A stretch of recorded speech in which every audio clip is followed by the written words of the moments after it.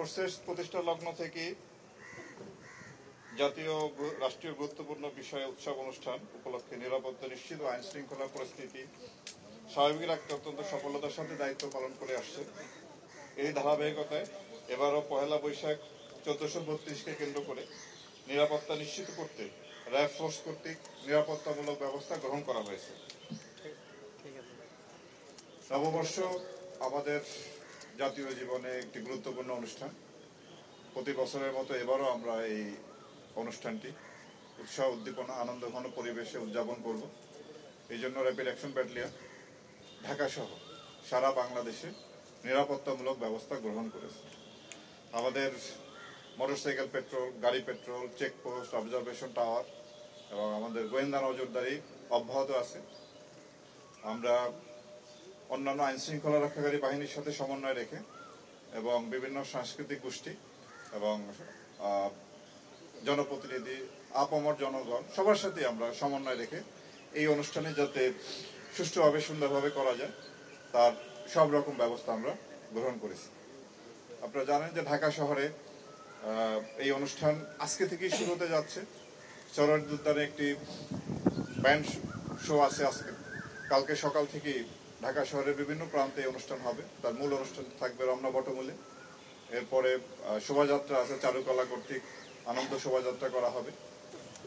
রবীন্দ্র সরোবরেও দিনব্যাপী অনুষ্ঠান আছে। মানিক মিয়া অভিনীতিও বিকাল থেকে রাত পর্যন্ত বিভিন্ন অনুষ্ঠান আছে। এছাড়া ঢাকা শহরের বিভিন্ন জায়গায় এই অনুষ্ঠানটি উদযাপিত হয়। আমরা সর্বপ্রকার নিরাপত্তামূলক ব্যবস্থা গ্রহণ করেছি এবং আশা করি এই অনুষ্ঠানটি সুন্দরভাবে সুষ্ঠুভাবে সম্পন্ন করতে আমরা সক্ষম হব। আমরা সাইবার ওয়ার্ল্ডেও মনিটরিং করতেছি যাতে এই সাইবার ওয়ার্ল্ডেও কেউ যাতে এই অনুষ্ঠানের বিষয়ে কোনো প্রকার অপপ্রচার চালাতে না পারে। এছাড়া এই অনুষ্ঠানে ব্যাপক জনসমাগম হয়। সাধারণ মানুষের নিরাপত্তার পাশাপাশি মা, বোন এবং শিশু এবং যারা বয়স্ক তাদের নিরাপত্তা দিকেও আমরা বিশেষভাবে নজর রাখবো যাতে কোনো প্রকার কোনো ইভটিজিং না হয়, সেদিকেও আমাদের সতর্ক দৃষ্টি থাকবে। আমাদের বিনীত অনুরোধ থাকবে সাধারণ জনগণের প্রতি, আপনাদের প্রতি, আপনারা আমাদেরকে সহযোগিতা করুন। আপনাদের সহযোগিতা নিয়েই আমরা এই অনুষ্ঠানটি সুন্দরভাবে সম্পন্ন করতে চাই। আমরা সমস্ত দেশব্যাপী এই অনুষ্ঠানটি আপনারা জানেন যে বাংলাদেশের বিভিন্ন প্রত্যন্ত অঞ্চলে এমনকি এটি জেলা, উপজেলা, গ্রাম পর্যায়ে অনুষ্ঠিত হয়। তা আমাদের নিরাপত্তা বলয় আমরা বিস্তৃত করব সব জায়গায় যাতে সুন্দরভাবে এই অনুষ্ঠানটি করা সম্ভব। এই বিষয়ে আপনাদের মাধ্যমে আমরা দেশবাসীর সহযোগিতা চাচ্ছি। আরেকটি বিষয় আপনারা হয়তো প্রশ্ন করবেন নিরাপত্তা ঝুঁকির বিষয়।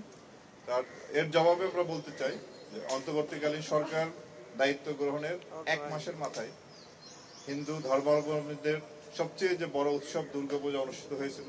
তখন এই নিরাপত্তার প্রশ্ন এসেছিল, পূজা হবে কিনা এই নিয়েও সংশয় ছিল।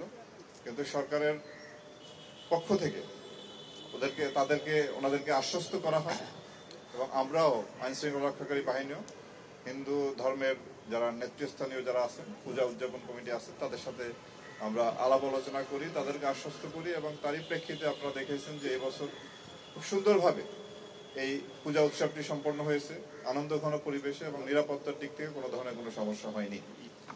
এরপরে আপনার যতগুলি অনুষ্ঠান হয়েছে, যেমন ধরেন বিজয় দিবস, এরপরে খ্রিস্ট ধর্মদের যে বড়দিন, ইংরেজি নববর্ষ, আন্তর্জাতিক মাতৃভাষা দিবস, স্বাধীনতা দিবস, তারপরে মাসব্যাপী রমজান এবং সর্বশেষ যে ঈদ অনুষ্ঠানটি হলো, প্রত্যেকটি অনুষ্ঠানেই নিরাপত্তার বিষয় এসেছে এবং আমরা আপনাদেরকে আশ্বস্ত করেছিলাম যে আমরা ইনশাল্লাহ নিরাপত্তা দিতে সক্ষম হব এবং আমরা সেইভাবে প্রত্যেকটি অনুষ্ঠানে আমরা যথাযথভাবে সম্পন্ন করতে সক্ষম হয়েছি এবং আমার তো মনে হয় যে পূর্ববর্তী যে কোনো বছরের তুলনায় এবারে সবগুলি অনুষ্ঠান নিরাপত্তার দিক দিয়ে বলেন, আনন্দ উৎসাহের দিক দিয়ে বলেন, সুন্দরভাবে সম্পন্ন হয়েছে এবং একই ধারাবাহিকতায় আমরা এই নববর্ষের অনুষ্ঠানেও সুন্দরভাবে সম্পন্ন করতে পারবো বলে আশাবাদী।